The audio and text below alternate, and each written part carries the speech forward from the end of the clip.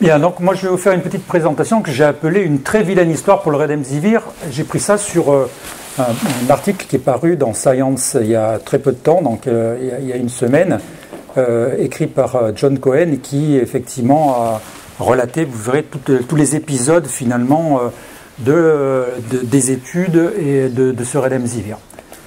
Donc, pour pouvoir remettre ça un peu en perspective, le Remdesivir, donc qui était le GS5734, avait été originellement fait pour les hépatites, mais en pratique, il a été étudié chez l'homme, enfin utilisé chez l'homme pour la première fois contre Ebola. Et donc, dans la dernière épidémie d'Ebola, donc en République démocratique du Congo, en 2018, il y a eu un essai qui a comparé 4 médicaments différents pour Ebola. Le ZMapp, le Remdesivir, le monoclonal 114 et Reg EB3, donc 4 médicaments, pour lesquels, au milieu même de l'essai, les analyses intermédiaires montraient que, effectivement, le ZMapp et le Remdesivir n'étaient pas suffisamment efficaces, et donc l'essai a été arrêté, a été continué simplement avec les 2 médicaments qui restaient, donc le MAB 114 et le Reg EB23. Donc c'est la première fois que le Remdesivir a été utilisé, et donc quand l'événement Covid est arrivé, très rapidement, il y a eu des essais in vitro au laboratoire de sensibilité in vitro. Donc il y en a eu plusieurs qui ont été publiés, je vous en présente 2 ici, qui ont montré effectivement que le Remdesivir in vitro était efficace sur le SARS-CoV-2. Au passage, ça a aussi montré que la chloroquine était efficace sur le SARS-CoV-2. Et donc à partir de ces données finalement in vitro, la question a été, est-ce que finalement on n'allait pas faire des essais cliniques pour pouvoir montrer que ces médicaments étaient efficaces donc chez l'homme dans l'indication Covid-19. Alors il y a eu pas mal de papiers, enfin pas mal de papiers, hein, un certain nombre de papiers qui sont sortis à propos du Remdesivir. Il y a beaucoup moins de papiers qui sont sortis Remdesivir que la chloroquine, simplement parce que le Remdesivir c'est cher, il faut que quelqu'un vous le procure, et le seul qui peut vous le procurer, bien entendu, c'est Gilead, puisque c'est lui qui a le médicament. Donc il y a eu un certain nombre de case reports, il y a eu quelques rapports de plusieurs cas donc de traitement compassionnel, et puis il y a eu quelques essais donc randomisés, dont certains en double aveugle, d'autres qui en simple aveugle ou pas sans aveugle du tout. Et le premier essai qui a été publié le plus tôt dans l'histoire, finalement, c'est celui de Wang, qui est un essai qui a été fait en Chine, donc dans la première partie de l'épidémie, et qui montrait très clairement que ce Remdesivir n'était pas efficace dans cet essai clinique. Donc il y a eu d'autres essais qui ont été faits pour finalement aboutir donc on se retrouve là, et vous allez voir, après on va suivre un peu les dates, le 29 avril donc 2020, une information qui est faite par effectivement donc Anthony Fauci, qui est le chief du National Institute of Allergy and Infectious Disease aux États-Unis, et qui fait une première information sur un essai qui est piloté par le NIH sur le Remdesivir, et qui dit qu'il y a donc dans 31% des cas, le temps de guérison est raccourci chez les patients qui ont Remdesivir par rapport au placebo. Et il y a même là dans cette première, on va dire, cette première annonce, le fait qu'il y aurait une différence significative en termes de mortalité avec un P à 0,059. Donc ça, c'est la première annonce qu'on nous fait en disant non, mais en fait, finalement, le Remdesivir, ça marche. Alors quand on regarde un peu de près ce papier qui a été, enfin cette annonce qui a été très rapidement suivie d'un premier papier, qui est un rapport préliminaire de cette étude du NIH, en fait, quand même, donc on se rend compte que les résultats principaux, ça raccourcit effectivement le temps de retour à la normale, de guérison, de 15 à 11 jours. Donc on gagne 4 jours en guérison pour le Remdesivir, mais ça ne réduit pas du tout la mortalité, hormis dans un certain groupe, un petit groupe, qui sont les patients qui sont hospitalisés sous oxygène. Cela, apparemment, ça réduit un tout petit peu la mortalité. Et il signale qu'il n'y a pas d'événements indésirables, plus en tout cas que dans le placebo. Quand on regarde de près cette première étude, en fait, on s'aperçoit qu'il y a quand même beaucoup de choses sur le plan méthodologique qui sont un peu bizarres. D'abord, les résultats ne sont donnés qu'en intention de traiter. Tout à l'heure, Hervé vous a dit qu'il fallait absolument aussi avoir une analyse per protocole. La deuxième chose, et ce qui est le plus important, c'est qu'au moment où cette partie préliminaire est rapportée, on est sur un tiers des effectifs. Et sur le tiers de ces effectifs, donc de cette étude, en fait, il y a 25% de perdu de vue. Donc du coup, on est sur un tout petit effectif finalement qui va nous donner ces résultats. Et donc à l'époque, là, était de dire, écoutez, ça, il va falloir vraiment que ça soit confirmé parce qu'on ne peut pas du tout s'appuyer sur cette étude pour pouvoir aller plus loin. Il n'empêche qu'à la sortie de cette étude, un autre papier dans le BMJ est publié en donnant des guidelines pour la pratique du remdesivir, dans lequel ils disent très clairement que le remdesivir, effectivement, doit être donné dans l'indication hospitalisée sous oxygène. Très rapidement, après ces papiers, donc ça va très très vite, donc le 25 juin 2020, c'est-à-dire quasiment à la fin de notre première épidémie, l'Agence européenne du médicament attribue ce que l'on appelle une ATU conditionnelle, c'est-à-dire une autorisation de mise sur le marché qui est suspendue à un supplément de résultats. Donc cette ATU est délivrée le 25 juin.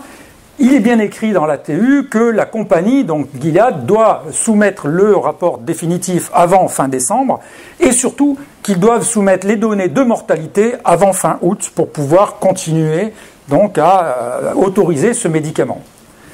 Donc ce médicament aujourd'hui est toujours autorisé par l'Agence de médecine européenne.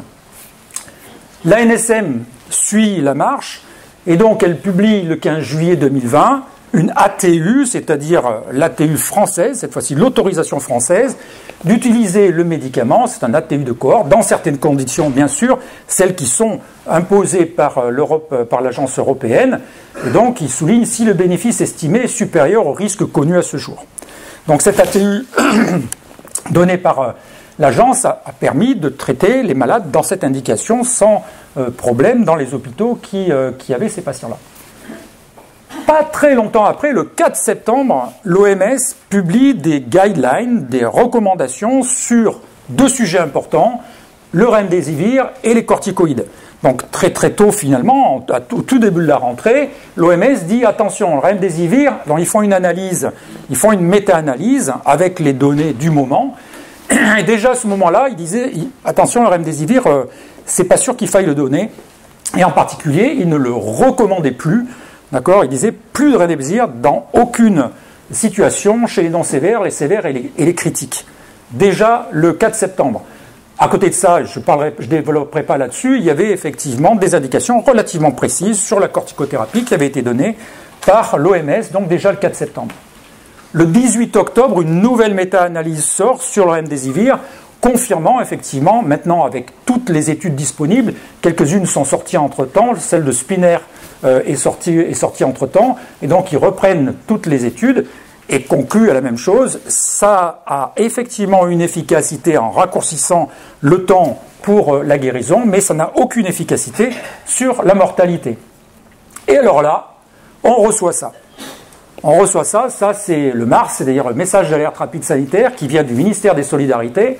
On est le 14 octobre, donc pour l'instant on sait que c'est plus trop recommandé par l'OMS, mais on reçoit ça, alors livraison gratuite, c'est gratuit, on vous donne le remdesivir à l'hôpital, vous pouvez l'utiliser comme vous voulez, et surtout on met parce que, et qu'il y a quelque chose qui choque là, cette spécialité qui bénéficiait d'une autorisation temporaire d'utilisation, dans cette même indication, sera interrompue par l'Agence nationale du médicament et des produits à compter du 23 octobre 2020. On se dit pourquoi ils vont nous le donner alors que l'ATU va être suspendue, qu'est-ce que ça veut dire? On se demande vraiment qu'est-ce qu'on va faire finalement de ce lot empoisonné qu'on nous donne gratuit. Paf, le lendemain, un grand couteau dans le dos, Solidarité sort, et Solidarité qui nous dit, et effectivement, il n'y a aucune efficacité du remdesivir sur la mortalité. Et donc du coup on se dit mais qu'est-ce que c'est? On nous dit que c'est plus efficace, etc. Mais on nous le donne gratuitement maintenant, qu'est-ce qu'on va faire de ce médicament? Et en même temps, le 23 octobre, on regarde sur le site de l'HAS, et alors là on ne comprend plus du tout. On se dit mais qu'est-ce qui se passe? Avis favorable, remboursement uniquement dans la prise en charge des patients âgés de 12 ans ou plus et pesant moins de 40 kg, au moins 40 kg, hospitalisés pour pneumopathie nécessitant une oxygénothérapie. On dit mais qu'est-ce que c'est? Alors il n'y a plus d'ATU. On nous dit c'est pas bien, et là on a un avis favorable au remboursement même du produit. Ouais, vraiment, on ne comprend plus, et surtout qui note quel progrès, pas de progrès en état actuel des données. Là, moi je ne sais pas vous, mais moi je suis un peu perdu. Hein. Donc, et juste après, donc le 24 octobre, le remdesivir effectivement qui dit l'ATU de cohorte du 2 juillet se terminera le 24-10-2020. Bon, d'accord, alors Alors qu'est-ce qu'on en fait de ce Remdesivir finalement? Voilà, je sais pas, moi je suis vraiment un peu perdu de savoir qu'est-ce qu'on peut faire sur Remdesivir. Mais l'espoir arrive des nouvelles datas. Quelles sont ces nouvelles datas? Eh bien, c'est le rapport final du NIH sur l'étude que l'on a vue tout à l'heure, qui, comme on s'attendait un petit peu, n'apporte pas d'éléments majeurs de différence, si ce n'est que là, cette fois-ci, il confirme le fait que ce n'est pas efficace sur la mortalité, avec effectivement un certain nombre d'autres petits problèmes. Puis il y a quand même un truc sur le coup, on tilte, on dit mais attendez là, c'est une étude contre le placebo. Non, vous avez fait ça, vous avez injecté de l'eau aux malades placebo pendant 10 jours pour être sûr que c'était du placebo. Enfin, la perfusion, c'est pas comme ça. La perfusion, c'est dangereux. Alors, on fouille un peu dans ce qu'ils appellent les tables annexes, qui sont en dehors du papier, pour regarder les effets indésirables. Finalement, dans cette étude. Et on s'est dit, il y a 2 effets indésirables. Alors, d'abord, on vous dit que le placebo, il y a plus d'effets indésirables que dans le Remdesivir. Si on donne rien, comment on peut avoir plus d'effets indésirables que dans le Remdesivir? Ben bon, c'est comme ça. Mais quand vous regardez, il y a 2 effets indésirables, 2 séries d'effets indésirables qui sont plus fréquentes chez le placebo, statistiquement plus fréquentes chez le placebo, effectivement, que le Remdesivir. Et là, d'entre elles, le choc septique. Alors, c'est quand même un peu paradoxal d'avoir, dans une étude où on ne donne qu'un placebo, plus de choc septique, effectivement, que dans l'étude où on donne le Remdesivir, ou alors le Remdesivir a une action antibiotique à découvrir. Et puis, quand on va un petit peu, effectivement, au fond du problème, et qu'on regarde donc, les appendices supplémentaires, on s'aperçoit que dans cette étude, quand même, il y a 24 participants qui ont reçu moins de 10 doses. Et pourquoi? Mais parce qu'ils ont eu des safety, hold and operational issues. C'est-à-dire, en pratique, ils ont fait des problèmes de perfusion. D'accord? Ça veut dire qu'on n'a pas pu leur donner, ils ont sauté un certain nombre de perfusions parce qu'il y a eu des problèmes de perfusion. Quand on regarde tout ça et qu'on s'appuie sur des données de littérature, par exemple le Cateval, le projet Cateval qui est récent, qui est de 2017, où on évaluait la fréquence des complications sur cathéter, on s'aperçoit que pour les cathéters périphériques, j'entends phlébite dans 20% des cas, hématome 17% des cas, donc diffusion 13% des cas, infection 0,4%. Si on refait le calcul maintenant pour cette étude, chaque 1000 patients qui ont été perfusés pendant 10 jours, ça a fait 40 infections quand même. Donc normalement, il aurait dû en avoir 20 dans chaque bras. Apparemment, c'est probablement un effet antibiotique de Remdesivir à voir. Alors tout ça, quand on remet ça, si vous voulez, en perspective, et je reviens à l'article qui avait été publié dans Science, eh bien on s'aperçoit quand même qu'il y a un certain enchaînement de faits un peu bizarres. On revient juste sur les grandes dates. 24 avril, le fameux rapport du NIH fait par Anthony Fauci. Le 1er mai, la FDA dit OK pour la Remdesivir. Alors déjà, là, il n'y avait aucune donnée scientifique, mais c'est OK, on part pour la Remdesivir. Le 23 septembre, Gilead donc apprend le 23 septembre le résultat déjà de solidarité. C'est-à-dire que nous, on n'était pas au courant, mais eux, ils étaient déjà au courant du résultat de solidarité. Le 8 octobre, donc juste après, qu'est-ce qu'ils font? Eh bien, ils vont signer pour 1,2 milliard d'euros, d'accord, avec l'agence européenne, une précommande de Remdesivir. Alors qu'on est appuyé sur aucune donnée, absolument aucune donnée scientifique justifiant ça. Entre-temps, vous avez l'agence européenne qui, elle, donne le banco ouvert à tous les feux. Vous pouvez prescrire autorisation, effectivement, de l'agence européenne. Le 9 et 10 octobre, soi-disant, l'agence européenne, enfin l'Europe et la FDA apprennent les résultats de solidarité. Juste après, le ministère de la Santé nous dit on n'a plus besoin du Remdesivir, vous pouvez l'utiliser si vous voulez, d'accord, il vous le balance en disant c'est un beau cadeau. Le 15 octobre, Solidarité arrête définitivement le problème du Remdesivir. On se demande quand même, cet enchaînement de choses est quand même vraiment un petit peu bizarre. Alors, what else? Ça, c'est effectivement la courbe donc de la bourse effectivement de Gilead. On voit bien que la bourse de Gilead, elle monte, et elle va monter et être au sommet, bien entendu, quand M. Fauci va dire « ça marche ». Puis là, ça commence un petit peu à rebaisser. Mais finalement, le problème, il est où? Le problème, il est juste là, c'est-à-dire qu'ils n'ont pas besoin de vendre du médicament en pratique. L'argent, ils l'ont fait simplement en faisant, effectivement, en suivant les cours de la bourse, un coup en bas, un coup en haut, un coup en bas, un coup en haut, un coup en bas, un coup en haut. et finalement, qu'ils vendent ou pas le médicament, peu leur importe. Bon, c'est pas pareil chez Sanofi, qui ont eu un cours de bourse qui était un peu moins bon. Voilà, j'en dirai pas plus.